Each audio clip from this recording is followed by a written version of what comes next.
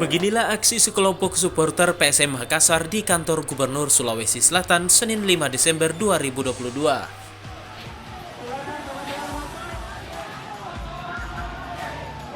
Massa akhirnya merangsek masuk ke dalam gedung utama kompleks kantor gubernur.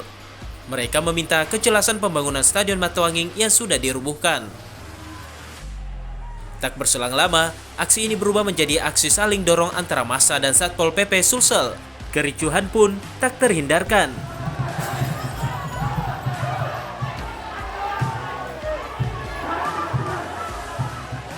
Aksi supporter PSM ini bermula di depan Monumen Mandala, kemudian mereka bergerak ke kantor Gubernur Sulawesi Selatan.